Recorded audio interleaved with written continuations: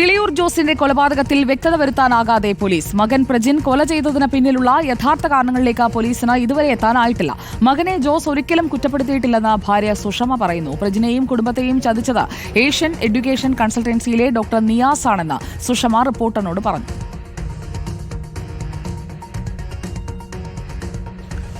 കിളിയൂർ ജോസിന്റെ കൊലപാതകം നടന്ന് 1 മാസം ആവുകയാണ്. പ്രതിയെ റിമാൻഡിലായതിനു ശേഷം 20 ദിവസത്തിന് ശേഷമാണ് നെയ്യാറ്റിൻകര ഡിവൈഎസ്പി ഷാജി പ്രതിയെ കസ്റ്റഡിയിലെടുത്ത് ഈ സംഭവം നടന്ന ഈ കിളിയൂരുള്ള വീട്ടിൽ തെളിവെടുപ്പിന് കൊണ്ടുവന്നത്.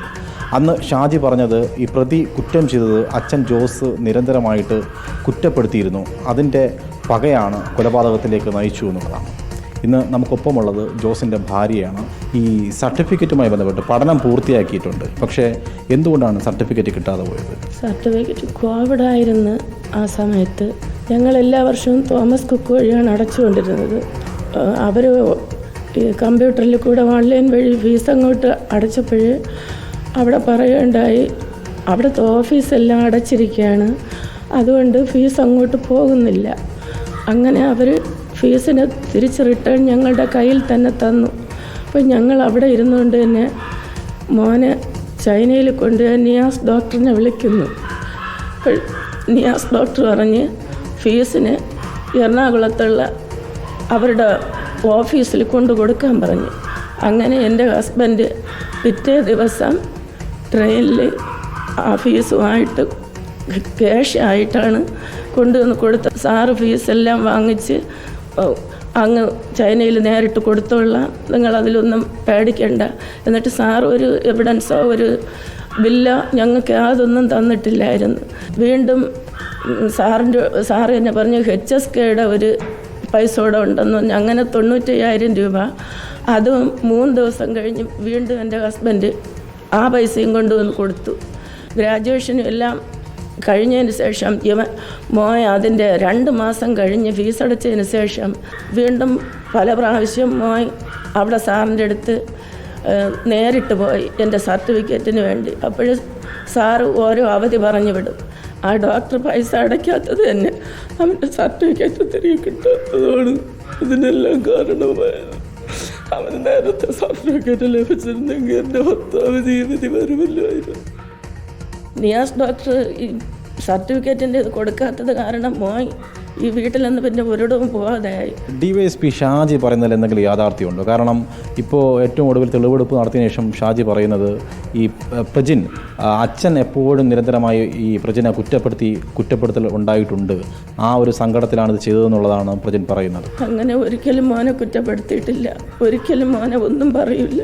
നിനക്ക് സർട്ടിഫിക്കറ്റ് കിട്ടിയില്ലെങ്കിലും നിനക്ക് എന്തെങ്കിലും ചെയ്ത് ജീവിക്കാമെന്നേ ഞങ്ങൾ പറഞ്ഞിട്ടുള്ളൂ. ആ നിയാസ് ഡോക്ടർ തന്നെ ഇതിനെല്ലാം കാരണം. ആ ഡോക്ടർ സർട്ടിഫിക്കറ്റ് തന്നിരുന്നെങ്കിൽ ഞങ്ങൾക്ക് എനിക്ക് എൻ്റെ ഹസ്ബൻഡിൽ നിന്ന് നഷ്ടപ്പെടുമായിരുന്നു.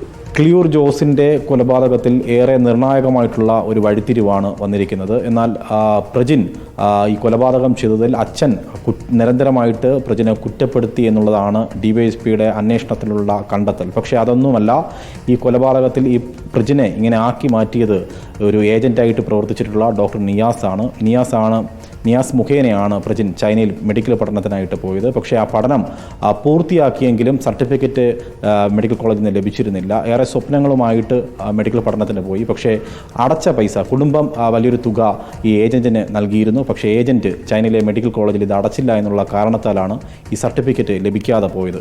വീഡിയോ ജേർണലിസ്റ്റ് ശിവപ്രസാദിനൊപ്പം reporter Arun Solomon, in reporter, Thiruvananthapuram. Arun Solomon നമുക്കൊപ്പം തത്സമയം ചേരുകയാണ്. Good morning Arun Solomon.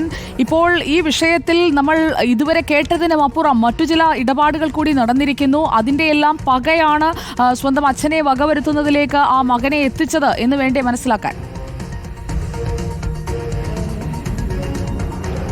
Sujaya, good morning. കഴിഞ്ഞ മാസം 5-ാം തീയതിയാണ് കിളിയൂരിലെ ജോസിനെ മകൻ പ്രജിൻ വെട്ടിക്കൊലപ്പെടുത്തിയത്. ഈ കേസിൽ തുടക്കം മുതൽ തന്നെ പോലീസിന്റെ ഭാഗത്തുനിന്ന് വലിയൊരു അലംഭാവം ഉണ്ടായിരുന്നു. കാരണം 5-ാം തീയതി ഈ കൊലപാതകം നടത്തിയതിനു ശേഷം അന്ന് രാത്രിയോടുകൂടി തന്നെ വെള്ളറട പോലീസ് സ്റ്റേഷനിൽ പ്രജിൻ സ്വയം കീഴടങ്ങി. 6-ാം തീയതി പ്രജിൻ റിമാൻഡിലാകുന്നു. പക്ഷേ ഈ കൊലപാതകം നടന്ന വീട് സീൽ ചെയ്യുകയോ അല്ലെങ്കിൽ ഈ പ്രതിയെ ഈ കൊല നടന്ന സ്ഥലത്തിലേക്ക് കൃത്യസമയത്ത് തെളിവെടുപ്പ് നടത്താനോ മൊഴി രേഖപ്പെടുത്താനോ ഒന്നും തന്നെ പോലീസിന്റെ ഭാഗത്തു നിന്ന് ഉണ്ടായിട്ടില്ല എന്നുള്ളതാണ്. ഏകദേശം റിമാൻഡിലായി 2-ാം റിമാൻഡും പൂർത്തിയാകുന്ന ഒരു ഘട്ടത്തിലാണ് പ്രതിയെ ഈ സ്ഥലത്ത് കൊണ്ടുവന്ന് തെളിവെടുപ്പ് നടത്തുന്നത്. അത്തരത്തിൽ പ്രതി ആദ്യം പറഞ്ഞത് തന്നെ സ്വതന്ത്രമായി ജീവിക്കാൻ അനുവദിക്കുന്നില്ല എന്നുള്ളതാണ്. ഏറ്റവും ഒടുവിൽ ഈ അന്വേഷണ ചുമതലയുള്ള ഡിവൈഎസ്പി ഷാജി മാധ്യമങ്ങളോട് പറഞ്ഞത് ഈ അച്ഛൻ ജോസ് നിരന്തരം ഈ മകനെ കുറ്റപ്പെടുത്തുമായിരുന്നു, അതിന്റെ ഒരു പ്രതികാരമായിട്ടാണ് ഈ കൊലപാതകം നടത്തിയെന്നുള്ളതാണ്. പക്ഷേ ഇപ്പോഴും അന്വേഷണ സംഘം ഈ കൃത്യമായിട്ടുള്ള ഒരു കാരണങ്ങളിലേക്ക് എത്തിയിട്ടില്ല എന്നുള്ളതാണ്. അതാണ് ഇപ്പോൾ ഈ പ്രജിന്റെ അമ്മ സുഷമ കഴിഞ്ഞ ദിവസം റിപ്പോർട്ടിനോട് പങ്കുവച്ചിരിക്കുന്നത്. കാരണം ഏറെ സ്വപ്നങ്ങളുമായിട്ട് മെഡിക്കൽ പഠനത്തിനായിട്ട് പോകുന്നു. ആ പഠനം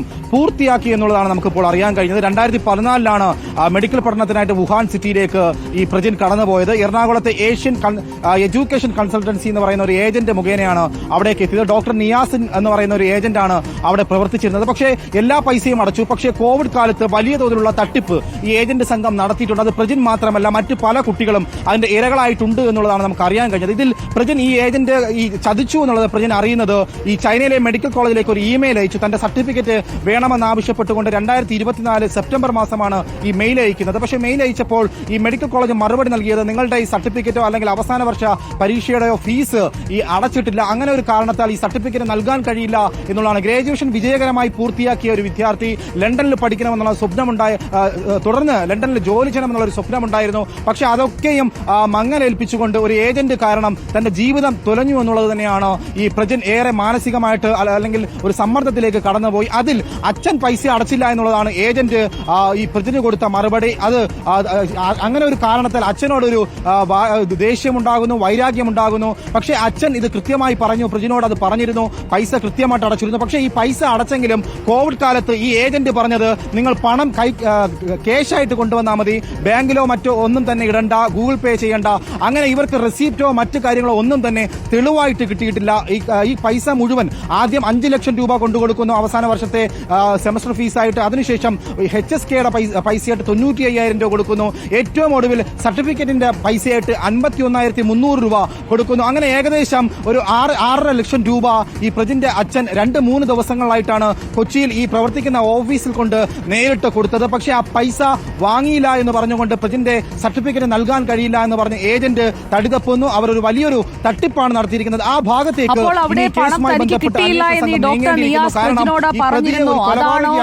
പ്രജിന് അച്ഛൻ ജോസിനോടുണ്ടായ വൈരാഗ്യത്തിന്റെ കാരണം അതൊക്കെ അന്വേഷണ പരിധിയിൽ വരേണ്ട കാര്യങ്ങളാണ്. അതിന്റെ വിവരങ്ങളിലേക്ക് കൂടി നമുക്ക് എത്തണം. Thank you.